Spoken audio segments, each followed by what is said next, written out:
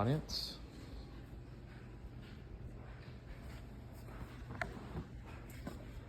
My name is Ethan Ellis, and I'm about to give a speech over GMOs. How are GMOs helpful?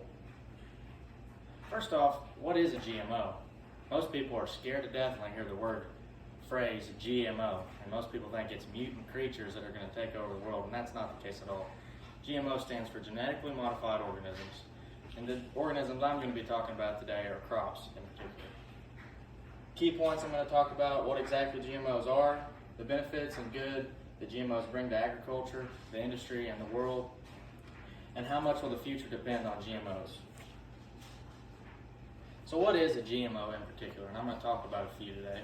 Cotton, for example, has been a genetically modified crop that went so far in the last 20 to 30 years.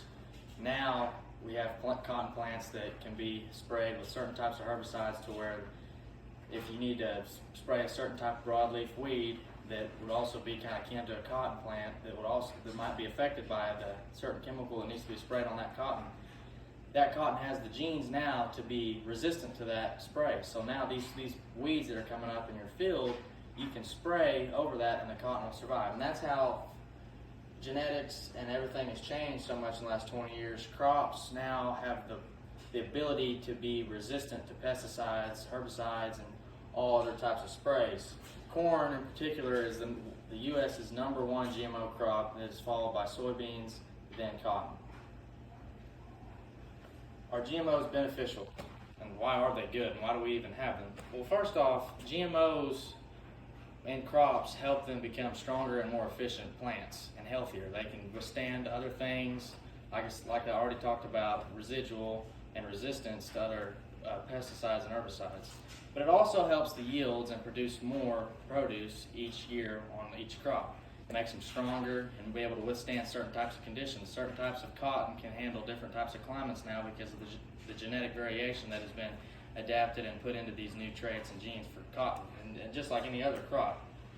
The crops are healthier, and like I said, their genes are improved and more efficient and help with harvesting each year.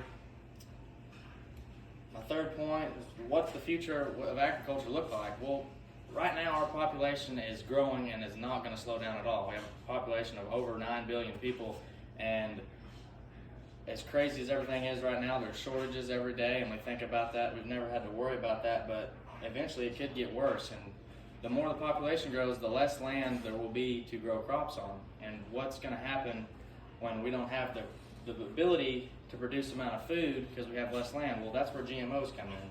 The stronger, healthier crops, these technologically advanced crops will help us in the future produce the amount of adequate food that we need to supply, and not just food, but goods as well. Cotton, like many other crops, produces stuff that's not just for food. This shirt that I'm wearing right now is made out of cotton.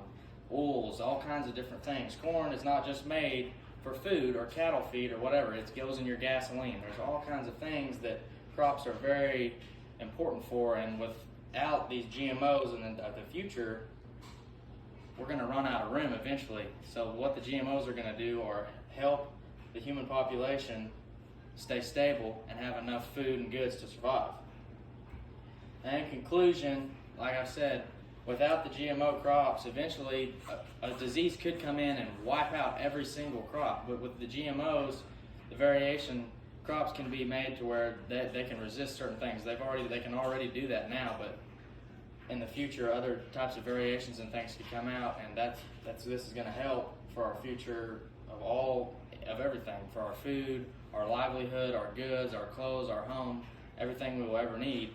GMO crops are going to help us sustain a healthy life.